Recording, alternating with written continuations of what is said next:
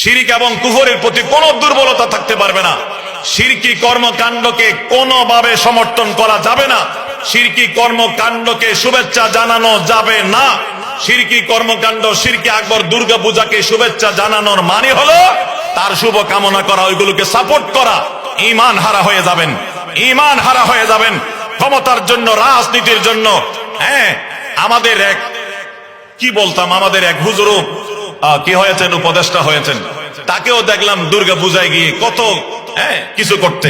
এই জন্য অবস্থা খারাপ হয়ে গেছে। ওলামায়ে কেরাম, তালেব, মাদ্রাসার ছাত্ররা এমন ফোনে, ইমেইলে, হোয়াটসঅ্যাপে এমন মালে লাগছে, কাপড় খুলে ফেলার উপক্রম হয়েছে। আর বলতেছে, একেবারে গরুয়া কথা বলতেছে, আমাদের উপর চাপ। আমরা বলছি যদি চাপ থাকে, ভারতের চাপ থাকলে পদত্যাগ করেন। এই পোশাক পরিধান করে মূর্তি পূজাকে সাপোর্ট করার কোনো মানে হয় না। চাপ থাকলে পদত্যাগ করেন। এক আল্লাহ ছাড়া আর কোন ইলাহ নাই, রব নাই, মাবুদ নাই। খালেক মালিক তিনি, রব এবং ইলাহ একমাত্র তিনি।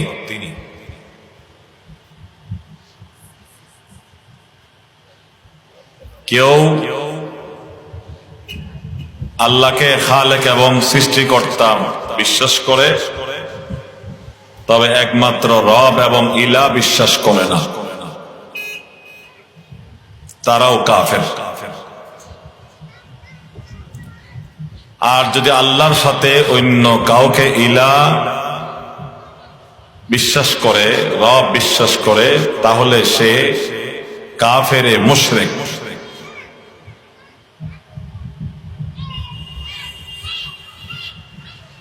কেননা সে আল্লাহ পাক রব্বুল আলামিনকে একক রব এবং ইলাহ বিশ্বাস না করে আল্লাহর সাথে অন্য কোন ব্যক্তিকে, বস্তুকে শরীক করেছে।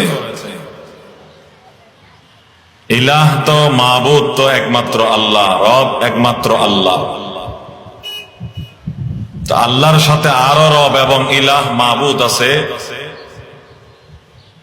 এটা যে বিশ্বাস করলো, সে আল্লাহর সাথে গায়রুল্লাহকে শরীক করলো, অংশীদার করলো। এটাকে বলা হয় ইশরাক, এটাকে বলা হয় শিরক।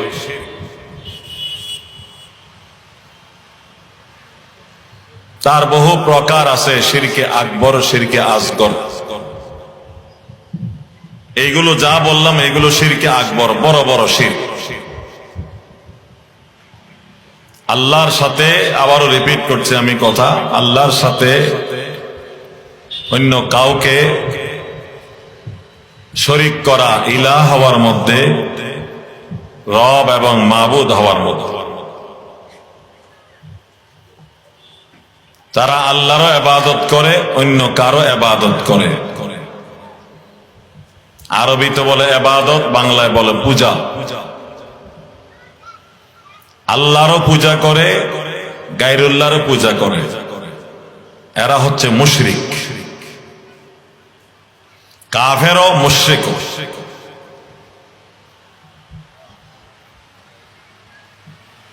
আর কাফের বলে কাকে? কাফের হলো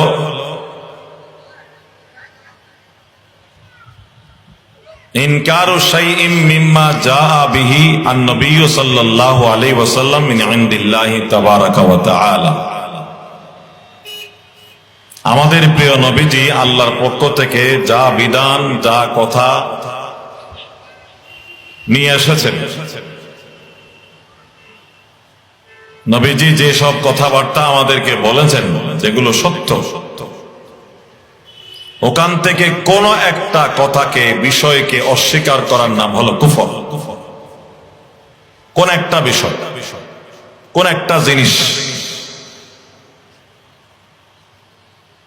রাসূলুল্লাহ যা বলেছেন, ওখান থেকে কোন একটা কিছুকে কেউ যদি অস্বীকার করে, সে সাথে সাথে কাফের। দুইটাও অস্বীকার করতে হবে না, সবটা তো না, শুধু একটা অস্বীকার করলে কাফের হয়ে যাবে।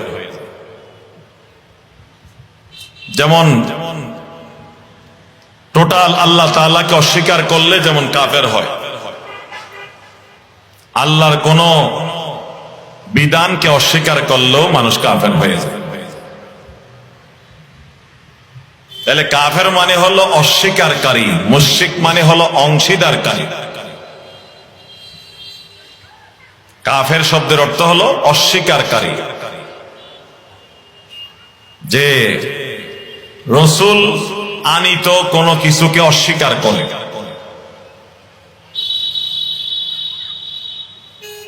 এবং আল্লাহকে, আল্লাহর অস্তিত্বকে অস্বীকার করলে যেমন কাফের হয়, কেউ যদি বলে আমি আল্লাহকে মানি কিন্তু রসুলকে মানি না, সেও কাফের। কেউ যদি বলে আমি আল্লাহকে বিশ্বাস করি, সৃষ্টিকর্তাকে বিশ্বাস করি, তবে মুহাম্মদুর রসুলকে আমি বিশ্বাস করি না, সে তো কাফেরই।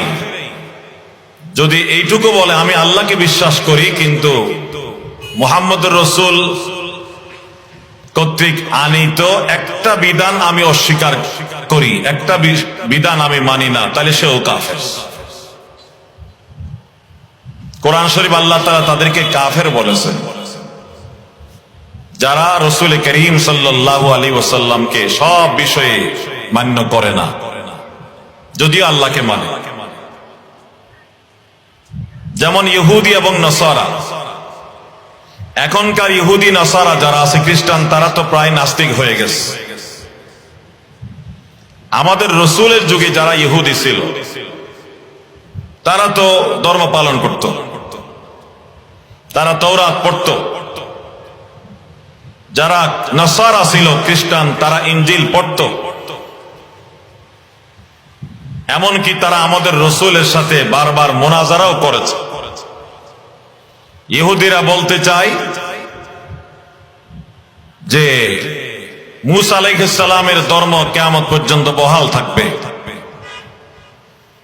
খ্রিস্টানরা বলতে চায় ঈসা আলাইহিস সালামের ধর্ম কিয়ামত পর্যন্ত বহাল থাকবে।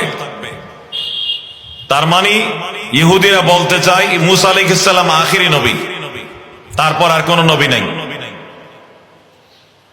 মূসা আলাইহিস সালামের পরে যে বা যারা নবুয়তের দাবি করেছে সবাইকে তারা অস্বীকার করে। মূসা আলাইহিস সালামের পরে নবী আসছেন ঈসা আলাইহিস সালাম এবং আখিরি নবী আমাদের প্রিয় নবীজি, দুজনকেই তারা অস্বীকার করেছে।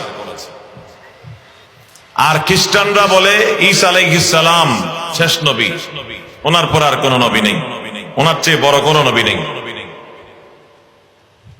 তাই তারা আমাদের রসুলকে অস্বীকার করে। এবং তারাও আবার একদল আরেক দলকে কাফের বলে। তো ইহুদিরা বলে আমরা আল্লাহকে মানি, খ্রিস্টানরাও বলে আমরা আল্লাহকে মানি, গড মানি, আল্লাহকে ইলাহ মানি, আল্লাহকে সৃষ্টিকর্তা মানি। তারা সৃষ্টিকর্তা বলে দাবি করে, আল্লাহকে গড হিসেবে মানে, তারপরেও তারা কাফের। কেন? মুহাম্মদুর রাসূল সাল্লাল্লাহু আলাইহি ওয়াসাল্লামকে না মানার কারণে। আল্লাহ তাআলা কোরআনে এইগুলো খুলে খুলে বয়ান করেছেন। তারা যদিও আমি আল্লাহকে মানে কিন্তু আমার আখিরি নবী মুহাম্মদুর রাসূলকে মানছে না, এই জন্য তারা কাফের। অথচ আমাদের মুসলিম সমাজের বেশি না হলেও কিছু শিক্ষিত মানুষ এমন আছে যারা মনে করে ইহুদিরাও তো একটা ধর্ম পালন করছে,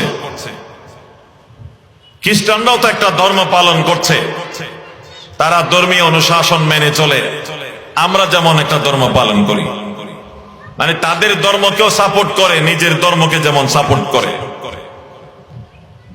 এই ধরনের যদি মানসিকতা থাকে তারাও কাফের, তারাও মুসলমান না। কেন? মুসলমান হওয়ার জন্য বলতে হবে ইসলামই একমাত্র হক সত্য ধর্ম, বাকি সব ধর্ম বাতিল, বাকি সব ধর্ম বাতিল। এই জন্য বাকি কোন ধর্মকে সাপোর্ট করা যাবে না, বাকি কোন ধর্মের ধর্মীয় অনুষ্ঠানকে সাপোর্ট করা যাবে না। তারা মানুষ হিসাবে, দেশের নাগরিক হিসাবে তাদের সাথে মানবতা প্রদর্শন করব 100 বার, তাদেরকে নাগরিক সুবিধা দিতে হবে, কিন্তু তাদের ধর্মের প্রতি কোনো দুর্বলতা প্রকাশ করা যাবে না। তাদের ধর্মের প্রতি, তাদের ধর্মীয় পূজা ইত্যাদির প্রতি কোন ধরনের আবেগ এবং দুর্বলতা থাকতে পারবে না যদি ন্যূনতম তাদের এই কালচার এবং তাদের এইগুলোর প্রতি দুর্বলতা থাকে। ওইগুলোকে ন্যূনতম যদি সত্য মনে করে আমাদেরটাও ধর্ম তাদেরটা একটা ধর্ম, তাহলে সেই লোক মুসলমান নয়, সে কাফের হয়ে গেছে। আল ইসলাম হক্কুন ওয়াল কুফরু বাতিলুন, ইসলামে হক ধর্ম, বাকি যত কুফরি ধর্ম আছে সবগুলো বাতিল। ইন্নাদ-দীনা ইনদাল্লাহিল ইসলাম, মহান আল্লাহর কাছে একমাত্র গ্রহণযোগ্য ধর্ম ইসলাম, আর কোন ধর্ম গ্রহণযোগ্য না। ইহুদি ধর্ম, খ্রিস্টান ধর্ম, হিন্দু ধর্ম, বৌদ্ধ ধর্ম, যত ধর্ম মানুষ আছে, হয় এগুলো আগে আসমানি ধর্ম ছিল এক সময় সঠিক, এখন বিকৃত হয়ে গেছে, অথবা মানব রচিত ধর্ম, সবগুলো বাতিল। একমাত্র সত্য দিন এবং ধর্ম হচ্ছে ইসলাম। এই বিশ্বাস না থাকলে কোরআনের একটা দুইটা নয়, বহু আয়াত অস্বীকার হবে। যেখানে কোরআনের একটা শব্দ অস্বীকার করলে মানুষ কাফের হয়, একাধিক আয়াত অস্বীকার করলে মুসলমান থাকবে কেমন? আল ইসলাম হক্কুন ওয়াল কুফরু বাতিল। আর ইসলাম ধর্মের মূল বিষয়, মূল শিক্ষা, প্রধান এবং প্রথম শিক্ষা হলো তাওহীদের শিক্ষা, একত্ববাদের শিক্ষা, যেটা থেকে ইহুদ এবং নসারারা অনেক দূরে সরে গেছে তখনও রাসূলের জমানায়, যার কারণে আমাদের নবীজির সাথে ইহুদি পাদ্রী, খ্রিস্টান পাদ্রীদের সাথে মুনাজারা হয়েছে। রাসূলুল্লাহ সাল্লাল্লাহু আলাইহি ওয়াসাল্লাম বলেন, তোমরা নিজেকে হক দাবি করছো, জান্নাতে যাবে বলে দাবি করছো, আল্লাহকে মানো দাবি করছো, অথচ তোমাদের আকীদায় শিরিক কেন? তোমাদের দিন যদি আল্লাহর দিন হয় সেখানে শিরিক থাকতে পারবে না। আল্লাহর দিন তো হলো তাওহীদের দিন। তো ইহুদিরা বলতো, কই আমরা, কেন আমরা শিরিক করি? আমরা তো আল্লাহকেই ইলা মানি, রব মানি। তখন রাসূল করিম সাল্লাল্লাহু আলাইহি ওয়াসাল্লাম বললেন, তোমরা কি উযাইর আলাইহিস সালামকে আল্লাহর পুত্র বলো না?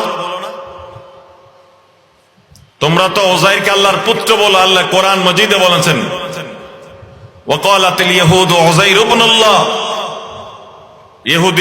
ইহুদিরা বলে, তাদের আকীদা হলো উযাইর আল্লাহর পুত্র। তা আল্লাহর পুত্র মানি সে আল্লাহর অংশীদার। তাহলে তোমাদের তাওহীদ আছে কোথায়? তোমাদের দিনে আল্লাহর দিন হলো কোথায়? এটা তো তোমাদের রচিত বানানো দিন হয়ে গেল, তাওহীদ নাই, শিরিক। উযাইর আলাইহিস সালামকে আল্লাহর পুত্র বিশ্বাস করার কারণে। এবং নবীজি আরো বলেন, তোমরা কি তোমাদের যারা ধর্মগুরু আছে ওরা যা হালাল বলে, যা হারাম বলে, এটাকে তোমরা হালাল হারাম বিশ্বাস করো না? তাওরাতের শিক্ষা বাদ দিয়ে, তাওরাতে আল্লাহ তাআলা কি হালাল হারাম বলেছেন সেটাকে গুরুত্ব না দিয়ে, পাত্তা না দিয়ে, তোমাদের যারা ধর্মগুরু আছে এরা যেটাকে হালাল বলে সেটাকে হালাল জানো, তারা যেটাকে হারাম বলে সেটাকে তোমরা হারাম জানো না? বলে, হ্যাঁ এটা তো জানি। রাসূল বললেন, এটাই হলো তাদেরকে রব হিসেবে মানা, তাদেরকে হালাল হারামের কর্তৃত্ব দেওয়া মানি, তাদেরকে রব বিশ্বাস করা। হালাল হারাম করার মালিকটা একমাত্র আল্লাহ, আল্লাহ ছাড়া কেউ হালাল হারাম করতে পারে না। রাসূলকে আল্লাহ যা বলবেন আপনি বলে দেন এটা হালাল এটা হারাম, রাসূল তাই বলেন। রাসূল তো সব আল্লাহর পক্ষ থেকেই বলেন। ইহুদিরা মুনাজারায় পরাজিত হলো, তারা যে আল্লাহর দ্বীনের উপর আছে দাবি করলো, এই দাবি প্রমাণ করতে পারলো না, কারণ তাদের মধ্যে শিরক সৃষ্টি হয়েছে। একইভাবে নসারা, খ্রিস্টান, তারা তো রাসূল করিম সাল্লাল্লাহু আলাইহি ওয়াসাল্লামের সাথে লম্বা বহস মুনাজারা করেছে। রাসূল তাদেরকে দলিলে নকলি, দলিলে আকলি, কোরআনের দলিল, যুক্তির দলিল দিয়ে বুঝালেন, তারপরেও তারা বুঝে না, তারপরেও মানে না। তারা তাদের দাবিতে অটল। এইদিকে দাবি করছে তারা হক ধর্মের উপর আছে, আল্লাহর দ্বীনের উপর আছে, এইদিকে তারা বলে হযরতে মরিয়ম আল্লাহর বিবি, নাউজুবিল্লাহ। হযরতে ঈসা মরিয়মের পুত্র, আল্লাহর বেটা, আল্লাহর সন্তান, নাউজুবিল্লাহ। এইগুলো নিয়ে আমাদের রাসূলের সাথে তারা তর্ক যুদ্ধে লিপ্ত হয়। রাসূল বলেন, তোমরা মরিয়মকে আল্লাহর বিবি, ঈসাকে আল্লাহর পুত্র কেমনে বিশ্বাস করো, আবার নিজেকে আল্লাহর দ্বীনের উপর দাবি করো কেমনে? তখন তারা বলে যে, তো ঈসার যে কোনো বাবা নাই, ঈসার তো কোনো বাবার সন্তান আমরা পাই নাই, তো বাবা ছাড়া সন্তান কেমনে হবে? তাই আমরা বলি ঈসা দুনিয়ার কারো পুত্র না হলেও আল্লাহর পুত্র, মরিয়ম আল্লাহর বিবি, এবং মরিয়মের গড়ে আল্লাহর পুত্র হয়েছে ঈসা আলাইহিস সালাম, নাউজুবিল্লাহ, নাউজুবিল্লাহ। রাসূল করিম সাল্লাল্লাহু আলাইহি ওয়াসাল্লাম কঠোরভাবে এটাকে খণ্ডন করলেন যে এটা দলিল তোমাদের, ঈসার কোনো বাপ নাই, তাই বলে আল্লাহর পুত্র হয়ে যাবে। যদি এমন হয় তাহলে আদমের ব্যাপারে তোমরা কি বলবা? আদমের তো শুধু বাপ নাই তা নয়, আদমের মাও নাই, বাবও নাই। ঈসা আলাইহিস সালামের শুধু বাপ ছিল না, মা তো ছিলেন।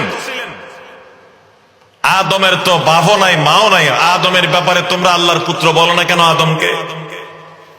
ইন্না মাসালা ঈসা কামাসালি আদম খালাকাহু মিন তুরাব।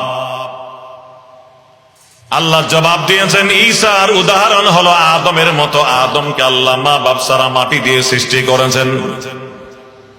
আল্লাহ কোন মানুষ বানাইতে চাইলে মা বাবা ছাড়াও বানাতে পারেন, মা বাবা সহ বানাতে পারেন। আদমকে মা বাবা দুজন ছাড়া আল্লাহ তাআলা সৃষ্টি করেছেন। হাওয়াকে বাপ ছাড়া সৃষ্টি করেছেন, মা ছাড়া সৃষ্টি করেছেন, এবং হযরতে ঈসাকে বাপ ছাড়া সৃষ্টি করেছেন আল্লাহ তাআলা। এই তিনজন ছাড়া পৃথিবীর সমস্ত মানুষকে আল্লাহ তাআলা মা বাবার মাধ্যমে সৃষ্টি করেছেন। মানব সৃষ্টির যত অপশন, যত পদ্ধতি হতে পারে সম্ভাব্য, সব তরিকায় পদ্ধতিতে আল্লাহ মানব সৃষ্টি করে দেখালেন। আল্লাহ যা পারেন তা করতে পারেন, আল্লাহ যা ইচ্ছা করেন তা করতে পারেন, এটা প্রমাণ করার জন্য। ইয়াফআলু মা ইউরিদ ফাআলু লিমা ইউরিদ ইয়াফআলু মা ইয়াশা।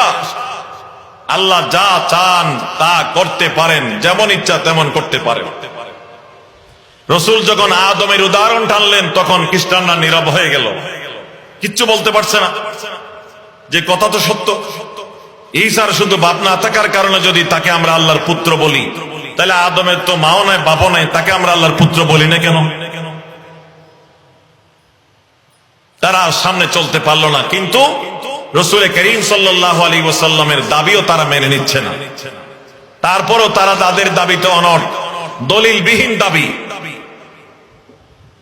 যে মরিয়ম আল্লাহর বিবি, ঈসা আল্লাহর পুত্র, নাউজুবিল্লাহি মিন যালিক। আল্লাহ তাআলা কোরআন মজিদে বলেন, তারা যে আমার জন্য পুত্র বিশ্বাস করে, এটা এমন এক মারাত্মক আকীদা, এমন এক জঘন্যতম কথা তারা মুখ দিয়ে বলছে, এই কথার কারণে আসমান জমিন ফেটে টুকরা টুকরা হয়ে যাওয়ার উপক্রম হয়েছে। এত মারাত্মক কথা তারা বলেছে আমি আল্লাহর বিরুদ্ধে।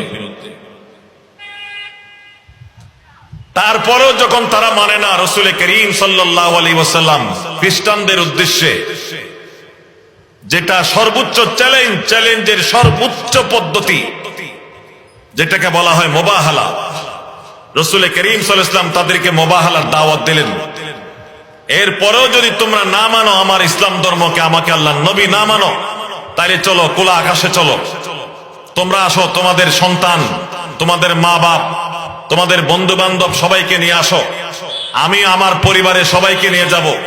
রাসূল করিম সাল্লাল্লাহু আলাইহি ওয়াসাল্লাম হযরত আলী, হযরত ফাতেমা, হাসান, হুসাইন সবাইকে নিয়ে, হযরত আব্বাসকে নিয়ে রাসূল বের হলেন। ওদেরকে বলেন তোমরা আসো, খোলা আকাশের নিচে দাঁড়িয়ে আমরা বলবো, আমরা দুই দলের মধ্যে যে দল না হোক, আল্লাহ তাদের উপর গজব নাযিল করো। দেখি কার হিম্মত আছে বলতে পারো। রাসূল করিম সাল্লাল্লাহু আলাইহি ওয়াসাল্লাম এই চ্যালেঞ্জ যখন করলেন তখন খ্রিস্টানদের মুখ বন্ধ হয়ে গেছে, আর কথা বলতে পারে না। তাদের যারা ছোট ছিল এরা বড়দেরকে বলে আপনারা এই চ্যালেঞ্জ গ্রহণ করেন, বলে না এই চ্যালেঞ্জ গ্রহণ করা যাবে না। খোলা আকাশে গিয়ে আমরা যদি বলি দুই দলের মধ্যে যে না হোক তার উপর আল্লাহর গজব এবং কহর নাযিল হোক, তাইলে আমাদের উপর কহর গজব নাযিল হবে। তারা হিম্মত করে নাই, রাসূলের এই চ্যালেঞ্জ গ্রহণ করে নাই। তাদের মধ্যে যে সবচেয়ে বয়স্ক ছিল সে বলল, মুহাম্মদ আমাদেরকে একটু চিন্তা করার সময় দেন, আমরা এত কড়া কঠোর চ্যালেঞ্জ গ্রহণ করতে পারছি না, আমাদের একটু পরামর্শের দরকার। পরামর্শ করে তারা এসে বলে আমরা মুবাহালার চ্যালেঞ্জ গ্রহণ করতে পারলাম না। রাসূল করিম সাল্লাল্লাহু আলাইহি ওয়াসাল্লাম বলেন, তোমরা আমার চ্যালেঞ্জ গ্রহণ করে যদি খোলা আকাশের নিচে আসতে আর শুধু এই কথা বলতে, এই দুই দলের মধ্যে যে দল না হোক, যে ধর্ম বাতিল, যারা বাতিল তাদের উপর আল্লাহর কহর এবং গজব নাযিল হোক, আল্লাহর লানত নাযিল হোক, এই কথা বলতে দেরি আসমান থেকে আগুন এসে তোমাদেরকে খেয়ে ফেলতো, এবং তোমরা বাড়ি ঘরে গিয়ে দেখতে তোমাদের ঘর বাড়ি কিচ্ছু নাই, সবগুলো জলে পড়ে ছারখার হয়ে গেছে।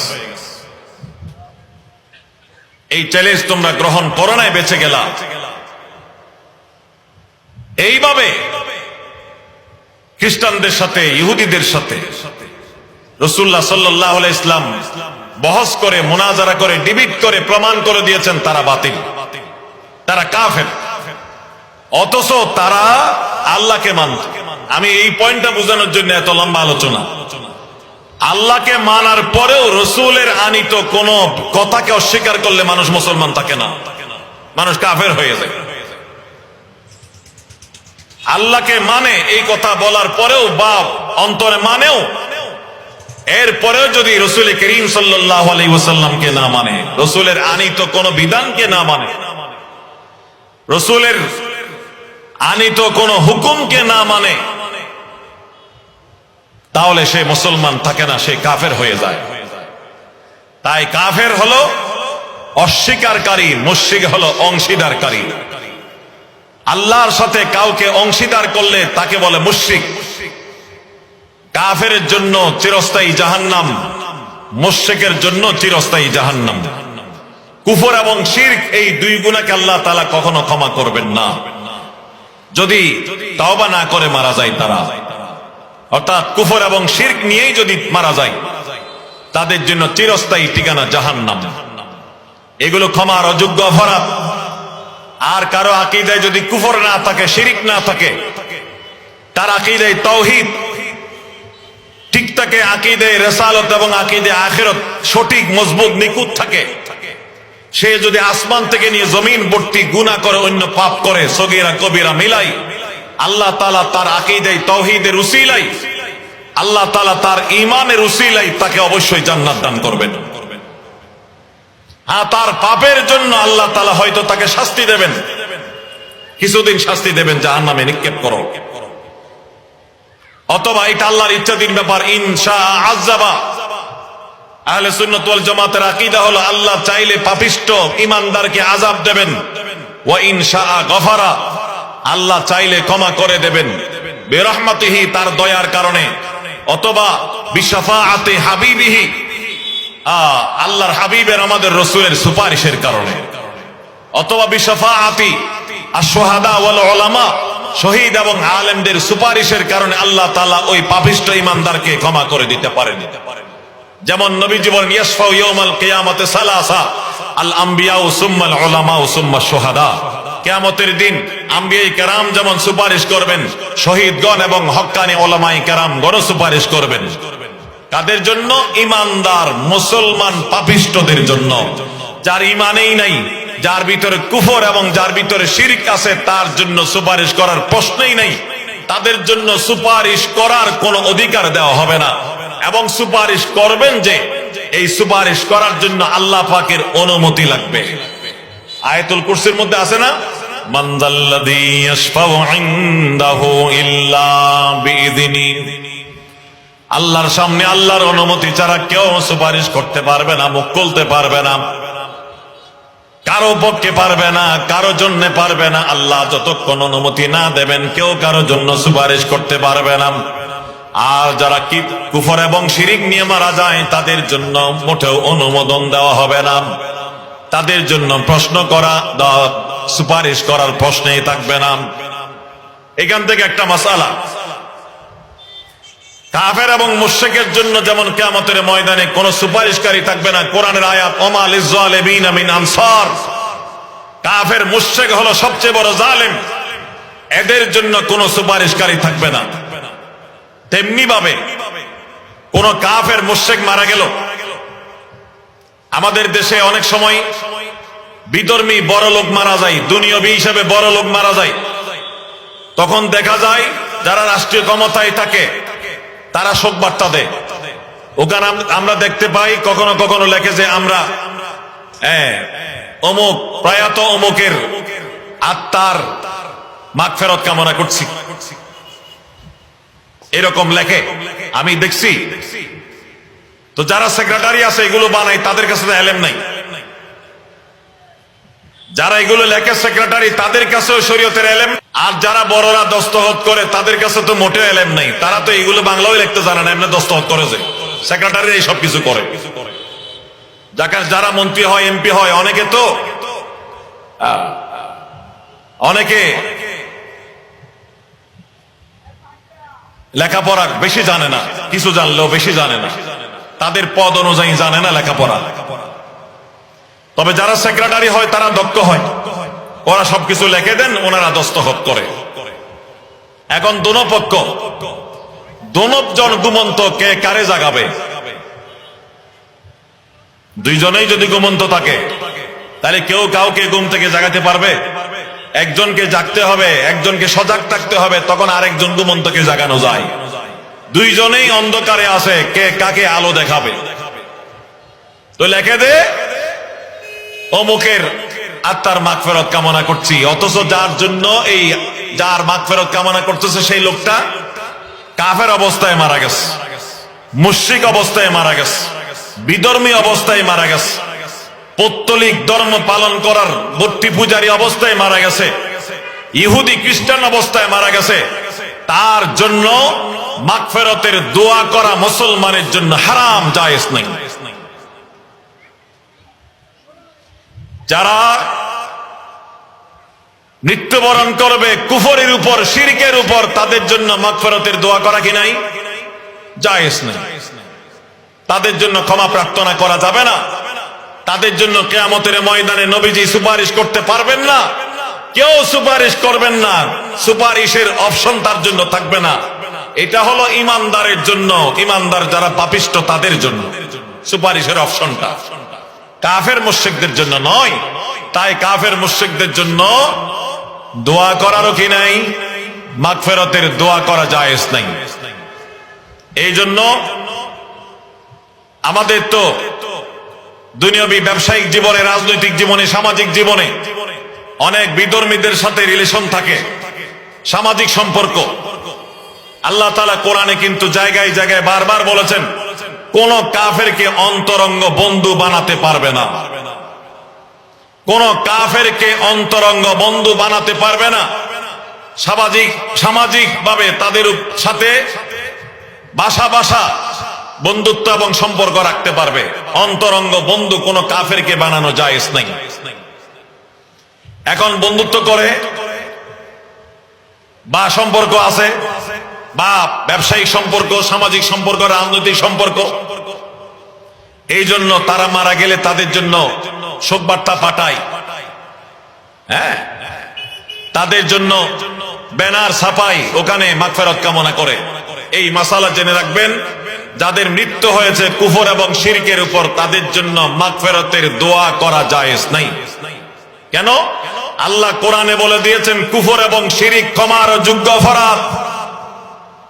ক্ষমার যোগ্য অপরাধ যখন আল্লাহ বলে দিয়েছেন, আপনি তার জন্য ক্ষমা প্রার্থনা করবেন, তাহলে তার মানে কি? আল্লাহ যেটা বলে দিয়েছেন এই অপরাধ ক্ষমার যোগ্য, এটা আপনি মানেন না। আপনি তারপরে বলতেছেন আল্লাহ তারে ক্ষমা করেন। আল্লাহ তো আগেই বলে দিয়েছেন এই দুই অপরাধ আমি কখনো কাউকে ক্ষমা করব না। ইন্নাল্লাহা লা ইয়াগফিরু আন ইউশরাকা বিহি ওয়া ইয়াগফিরু মা দুনা যালিকা লিমান ইয়াশা। শিরিক গুনাহ এবং কুফরি গুনাহ আল্লাহ তাআলা কাউকে ক্ষমা করবেন না, কখনো কাউকে ক্ষমা করবেন না, ক্ষমার অযোগ্য অপরাধ। শিরিক এবং কুফর ছাড়া অন্য গুনাহ করে কেউ যদি মারা যায়, আল্লাহর যদি ইচ্ছা হয় ক্ষমা করে দিতে পারেন, আল্লাহর ইচ্ছা হলে শাস্তিও দিতে পারেন। একটু আগে বললাম মাসালা, তাহলে যে কুফর এবং শিরিক আল্লাহ তাআলা বলে দিয়েছেন ক্ষমার অযোগ্য অপরাধ, যে কুফর এবং শিরিক রাসূল বলে দিয়েছেন ক্ষমার অযোগ্য অপরাধ। আল্লাহর আদালতের মধ্যে এই দুই অপরাধীর কোনো মুক্তি নাই, এই দুই অপরাধীর জন্য কোনো সুপারিশ নাই, ক্ষমা নাই। তাইলে আমি তার জন্য ক্ষমা চাওয়ার মানে হলো আমি আল্লাহ এবং রাসূলের ওই কথাকে বিশ্বাস করলাম না। এই জন্য তাদের মারা যাওয়ার পরে মাগফিরাতের দোয়া করা যাবে না। অনেক হয়তো স্যার থাকে, অমুসলিম স্যার থাকে, প্রাইমারি স্কুলে আমরাও পড়েছি অমুসলিম স্যার ছিল। তো আপনার ওরা মারা যাওয়ার পরে ওদের জন্য মাগফিরাতের দোয়া করা যাবে না। হ্যাঁ, দ্বিতীয় মাসালা, যতক্ষণ পর্যন্ত ওরা জীবিত আছে তাদের জন্য হেদায়েতের দোয়া করা যাবে, করা দরকার। কিসের দোয়া? হেদায়েতের দোয়া। হেদায়েতের দোয়াও করা যাবে, তাদেরকে হেদায়েতের দাওয়াতও দেওয়া যাবে। আল্লাহকে বলা যাবে আল্লাহ অমুককে হেদায়েত দাও। রাসূল করিম সাল্লাল্লাহু আলাইহি ওয়াসাল্লাম হযরত ওমর যখন ইসলাম ধর্ম গ্রহণ করেন নাই, তার হেদায়েতের জন্য দোয়া করেছেন। হযরত আবু হুরায়রার মা ইসলাম ধর্ম গ্রহণ করেন নাই, আবু হুরায়রা রাসূলের দরবারে আসে, এই জন্য মা তারে মারে। আবু হুরায়রা বলার পরে রাসূল তার মার হেদায়েতের দোয়া করেছেন, আল্লাহ তাআলা দোয়া মঞ্জুর করেছেন। রাসূল করিম সাল্লাল্লাহু আলাইহি ওয়াসাল্লামের উপর বেশি অবদান ছিল চাচা আবু তালেবের, অনেক বেশি অবদান।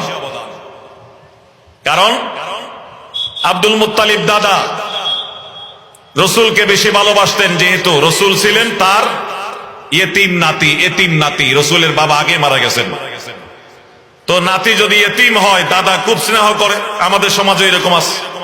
আব্দুল মুত্তালিব খুব বেশি স্নেহ করতেন। তা আব্দুল মুত্তালিব যখন মারা যাচ্ছিলেন তখন আবু তালেবকে বলে গেলেন আমার এই নাতিকে তুমি দেখবা। বাবার ওসিয়ত মোতাবেক আবু তালেব রাসূলকে খুব বেশি স্নেহ করতেন। রাসূলকে কত সহযোগিতা করেছেন দাওয়াতের কাজে, ইসলাম প্রচারের কাজে। সমস্ত বাঁধা কাফেরদের বাঁধার সামনে তিনি দাঁড়িয়ে যেতেন। আবু তালেব যতদিন ছিলেন রাসূলকে তারা কষ্ট দিতে পারেনি। আবু তালেব তো পুরা কুরাইশের নেতা সর্দার, তাদের পরিবার হলো নেতৃস্থানীয় পরিবার। আব্দুল মুত্তালিব সর্দার ছিলেন পুরা বংশের। পরে আবু তালেব সবাইকে বলতেন আমার ভাতিজাকে তার কাজ করতে দাও, তোমরা তাকে কিচ্ছু করবে না। আবু তালেবের সম্মানে, তিনি সম্মানিত শ্রদ্ধেয় ব্যক্তি ছিলেন, তাই যতদিন তিনি ছিলেন রাসূলকে তারা কিচ্ছু করতে পারে নাই। আবু তালেব মারা যাওয়ার পরে রাসূলের উপর জুলুম নির্যাতন শুরু হয়েছে। আবু তালেবের উপরে এত অবদান রাসূলের। রাসূল করিম সাল্লাল্লাহু আলাইহি ওয়াসাল্লাম আবু তালেব মারা যাওয়ার পূর্ব মুহূর্ত পর্যন্ত তার জন্য দোয়াও করেছেন, তাকে দাওয়াতও দিয়েছেন। এমনকি তার মৃত্যু শয্যায় পাশে বসে রাসূল তাকে দাওয়াত দিয়েছেন, তুমি চাচা আপনি কলমাটা পড়ে মারা যান, আপনার শেষ অবস্থা দেখতে পাচ্ছি, আপনি কালিমায়ে তয়্যিবা কালিমায়ে শাহাদাত পড়েন, আল্লাহর তাওহীদের, আমার রিসালাতের, আখিরাতের বিশ্বাস আপনি অন্তরে স্থাপন করে মুখে স্বীকৃতি দেন, আমি সুপারিশ করে আল্লাহর কাছে আপনাকে জান্নাতে নিয়ে যাব। কিন্তু তাওহীদ কবুল না করলে, ঈমান ও ইসলাম কবুল না করলে আমার সুপারিশের কোন অপশন থাকবে না। আপ্রাণ চেষ্টা করেছেন, দোয়াও করতেন একা একা, সামনেও দাওয়াত দিয়েছেন বহুবার, একেবারে মৃত্যু শয্যায় পর্যন্ত। কিন্তু আবু তালেব শেষ পর্যন্ত যখন ইসলাম ধর্ম গ্রহণ করলেন না, তিনি তার বাপদাদার ধর্মের উপরে শেষ নিঃশ্বাস ত্যাগ করলেন। এরপরে রাসূল করিম সাল্লাল্লাহু আলাইহি ওয়াসাল্লাম আর দোয়া করেননি। কেন? ওই যে কুফরি অবস্থায় মৃত্যু হলে তার জন্য মাগফিরাতের দোয়া করা কি নাই? জায়েজ না। তার জন্য মাগফিরাতের দোয়া করা জায়েজ নাই। হযরত ইব্রাহিম আলাইহিস সালামের বাপ ছিলেন আজর ঠাকুর, তিনি তার জন্য দোয়া করতেন, কিন্তু যখন কুফরি অবস্থায় বাবার মৃত্যু হলো এরপরে দোয়া বন্ধ করে দিয়েছেন, আর দোয়া করা যাবে না। তাইলে দুইটা মাসালা বললাম, কাফের মুশরিক কুফরি অবস্থায় শিরকের অবস্থায় যদি তাদের মৃত্যু হয় তাদের জন্য মাগফিরাতের দোয়া করা জায়েজ নাই। কেননা মাগফিরাতের দোয়া করা মানে ক্ষমা চাওয়া আল্লাহর কাছে, আল্লাহকে মাফ করতে বলা। আল্লাহ তো আগেই বলে দিয়েছেন এই দুই অপরাধ ক্ষমার অযোগ্য, তাইলে আমি কেন বলবো আল্লাহকে মাফ করে দেন? বলার তো সুযোগ নাই। তবে দুই নম্বর মাসালা, তাদের হেদায়েতের জন্য, ঈমান ইসলামের তৌফিক হওয়ার জন্য আমরা বেশি দোয়া করব এবং দাওয়াতও দেব। দোয়াও করবে, দাওয়াতও দেবে। তাবলীগ জামাতের লোকেরা বিভিন্ন দেশের মধ্যে অমুসলিমদের কাছে দাওয়াত দেয়। এখনো পার্বত্য চট্টগ্রামে দেশের বিভিন্ন জায়গায় অমুসলিমদের কাছেও দাওয়াতের কাজ চলছে। ওলামায়ে কেরাম তাদের কাছেও দাওয়াতের কাজ করছেন।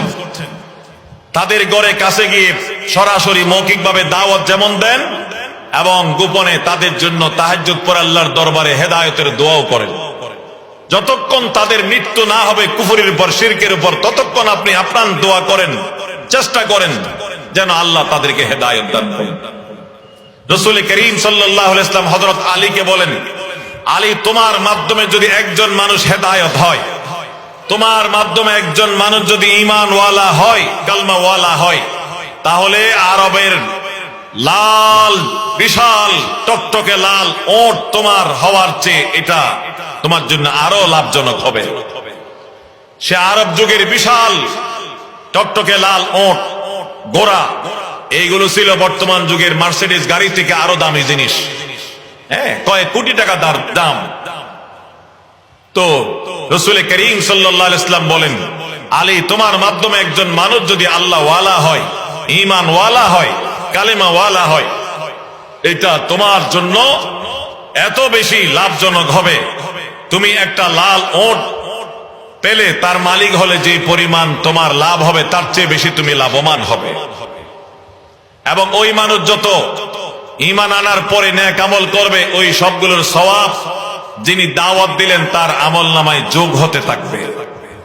তার সওয়াব সে পাবে এবং যিনি দাওয়াত দিলেন তিনিও এক অংশ সওয়াব পেতে থাকবেন। আদ-দাল্লু আলাল খাইরি কাফাইলিহি।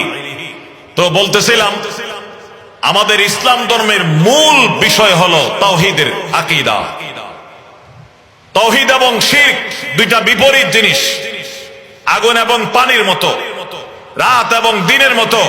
যতক্ষণ রাত আছে ততক্ষণ দিন নয়, যতক্ষণ দিন আছে ততক্ষণ রাত নয়। রাত এবং দিন যেমন একত্রিত হতে পারে না, তাওহীদ এবং শিরক একত্রিত হতে পারে না।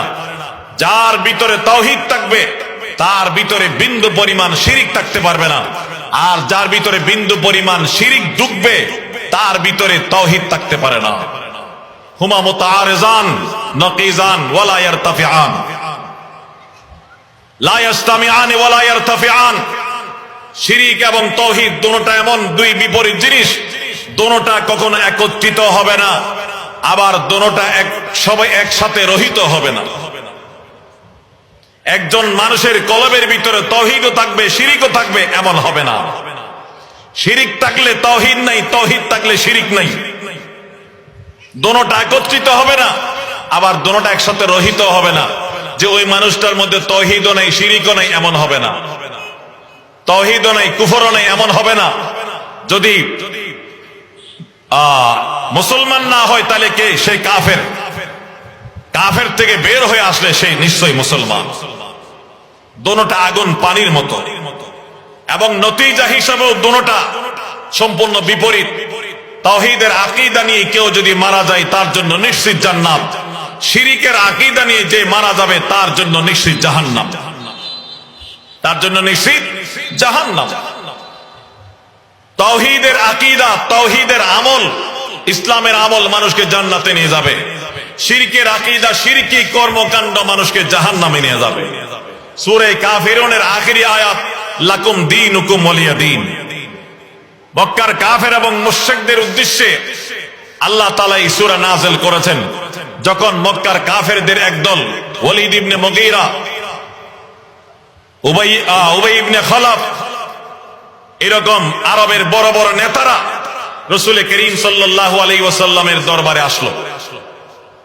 এসে বলে যে মুহাম্মদ, আপনাকে আমরা চাঁদা কালেকশন করে আপনাকে টাকা পয়সা দিয়ে পুরা কুরাইশের মক্কার সেরা ধনী বানাই দেব, এবং সেরা সুন্দরী আরবের মেয়েকে আপনি যদি বিয়ে করতে চান আমরা তার ব্যবস্থা করে দেব। তারপরে আপনি আমাদের দেবদেবী মূর্তির বিরুদ্ধে কথা বলাটা বন্ধ করেন।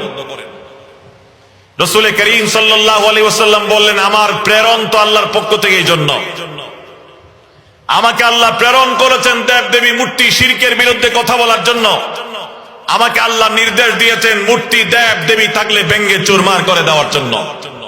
قال النبي صلى الله عليه وسلم إن الله بعثني هدى ورحمة للعالمين وأمرني ربي عز وجل بمحق المعازف والمزامير والأوثان والصلب وأمر الجاهلية أو كما قال النبي عليه الصلاة والسلام। রাসূল বলেন, আমাকে আমার আল্লাহ প্রেরণ করেছেন বিশ্ববাসীর জন্য হেদায়েতকারী বানিয়ে, রহমতের মাধ্যম বানিয়ে, এবং আমার আল্লাহ আমাকে নির্দেশ দিয়েছেন বাদ্যযন্ত্র ভেঙ্গে চুরমার করে দাও, যত মূর্তি দেব দেবী আছে এইগুলো ভেঙ্গে চুরমার করে দাও, এবং যত জাহিলি যুগের রুসুমাত আছে এইগুলোকে ভেঙ্গে চুরমার করে দাও, এবং যত খ্রিস্টানদের ক্রুশ চিহ্ন আছে এগুলোকে ভেঙ্গে চুরমার করে দাও। ও আমারনি রব্বি আযজা ওয়া জাল্লা বিমাহকিল মাআজিফি ওয়াল মাজামির ওয়াল আওথান ওয়াস সুলবি ওয়া আমরিল জাহিলিয়া। এই জন্য আমরা ইতিহাস যারা পড়েছি, ইসলামী ইতিহাসের বই ঘরে ঘরে রাখবেন, সিরতের কিতাব। এই যে আমরা মাহফিল করি দাওয়াতের জন্য, এগুলো খুব দরকারি, খুব প্রয়োজন। অনেকে এগুলো বিরোধিতা করে, বলে এখানে শুধু মাইকওয়ালার লাভ। হ্যাঁ, আল্লাহ রসুলকে বলেন ওয়াজাক্কির ফাইন্না যিকরা তানফাউল মুমিনিন, আপনি মুমিনদেরকে ওয়াজ করেন, নিশ্চয়ই মুমিনদের জন্য ওয়াজ উপকার বয়ে আনবে। আল্লাহর কথা এগুলো করবেন। এই চলতি মাসের 30-31 তারিখ আনোয়ারা কলেজ ময়দানে আমাদের ঐতিহ্যবাহী তাফসীরুল কোরআন মাহফিল, আমাদের ছাত্র জীবন থেকে আমরা শুরু করেছি সেই তাফসীরুল মাহফিল আনোয়ারা কলেজ ময়দানে। সেটা আলহামদুলিল্লাহ চলমান। এই 31 তারিখ, 30 এবং 31 তারিখ, এই মাসের আখিরে 2 দিন, বৃহস্পতি জুমাবার, আনোয়ারা কলেজ মাঠে তাফসীর মাহফিলে সবাই সকাল সকাল চলে যাবে। আল্লাহ তাআলা মাহফিলকে ভরপুর কামিয়াব করুন। তো এইগুলো দাওয়াতি কাজ আমাদের করতে হবে।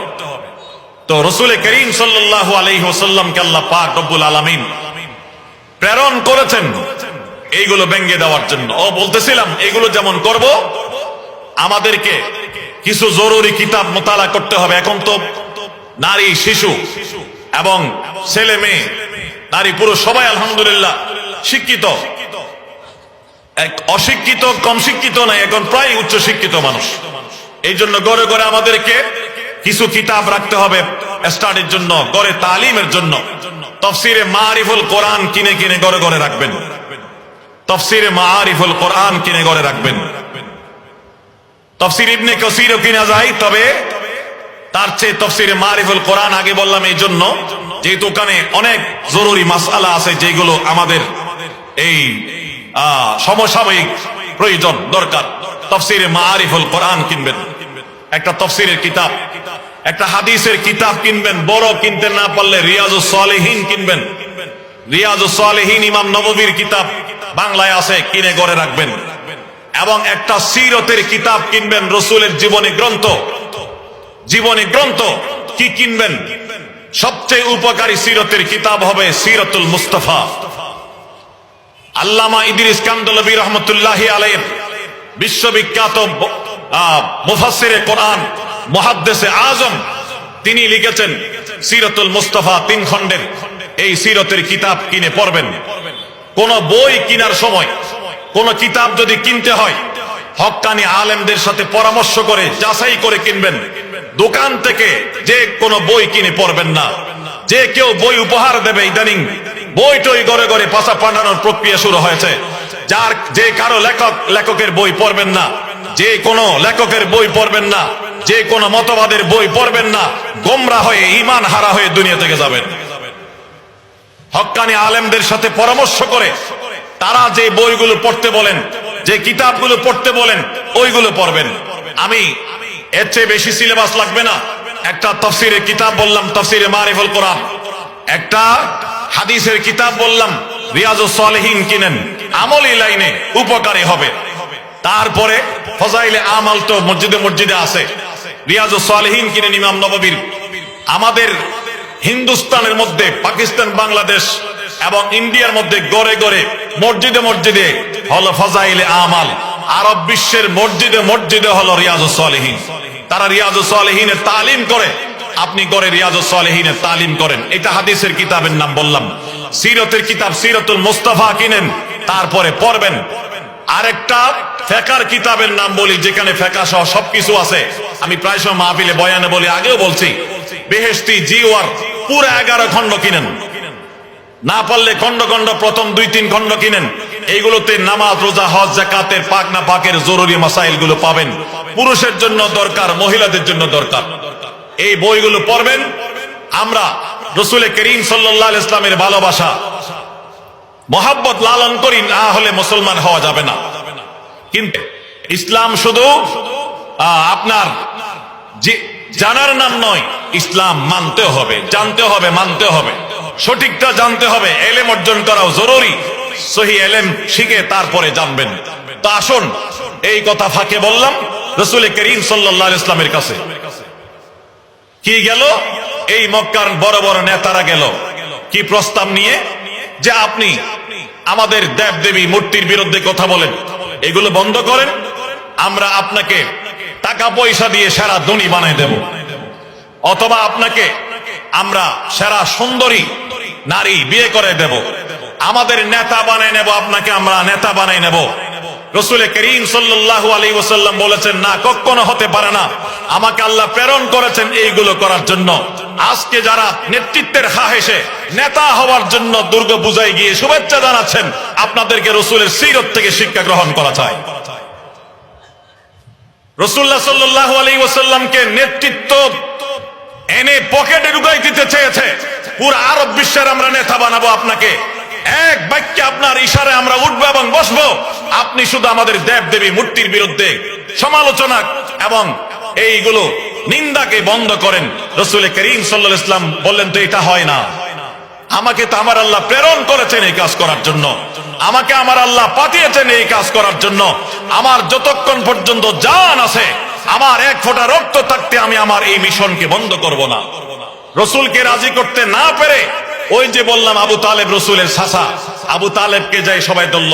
আবু তালেব, আপনি আমাদের সম্মানিত ব্যক্তি, মুরব্বী মানুষ, আপনাকে আমরা সম্মান শ্রদ্ধা করি। আপনার ভাতিজার এই কাজের কারণে, আমাদের দেব দেবী মূর্তি পূজার, দুর্গা পূজার সমালোচনা নিন্দার কারণে আমরা তো এক সমস্যায় পড়ে যাচ্ছি। আপনি একটু আপনার ভাতিজাকে একটু সামলান, আপনার ভাতিজাকে একটু সামলান। তখন আবু তালেব প্রথমে রাসূলের কাছে গিয়েছিলেন যে, ভাতিজা, এমন এমন কথা, তুমি কি এই গুলোর নিন্দা না করে, প্রতিবাদ না করে পারো না? তারা তো এই প্রস্তাব নিয়ে আসছে, তোমার কাছে আসছিল, তোমাকে নেতা বানায় নেবে, ধনী বানায় দেবে। রাসূল করিম সাল্লাল্লাহু আলাইহি ওয়াসাল্লাম বলেন, তারা যা পারবে তা আমাকে বলছে। তারা যদি আমার এক হাতে সূর্য দেয়, আকাশের সূর্য এনে দে, আর এক হাতে আমার চন্দ্র এনে দে, তারপরে আমি আমার মিশনকে বন্ধ করব না। আমার মিশন হলো তাওহীদের দাওয়াত, আমার মিশন হলো শিরক এবং কুফরের বিরুদ্ধে প্রতিবাদ। শিরক এবং কুফরের বিরুদ্ধে কথা বলে যেতে হবে। শিরক এবং কুফরের প্রতি কোনো দুর্বলতা থাকতে পারবে না। শিরকি কর্মকাণ্ডকে কোনোভাবে সমর্থন করা যাবে না। শিরকি কর্মকাণ্ডকে শুভেচ্ছা জানানো যাবে না। শিরকি কর্মকাণ্ড, শিরকে আকবর, দুর্গা পূজাকে শুভেচ্ছা জানানোর মানে হলো তার শুভ কামনা করা, ওইগুলোকে সাপোর্ট করা। ঈমান হারা হয়ে যাবেন, ঈমান হারা হয়ে যাবেন। ক্ষমতার জন্য, রাজনীতির জন্য, আমাদের এক কি বলতাম, আমাদের এক হুজুর কি হয়েছেন, উপদেষ্টা হয়েছেন, তাকেও দেখলাম দুর্গা পূজায় গিয়ে কত কিছু করতে।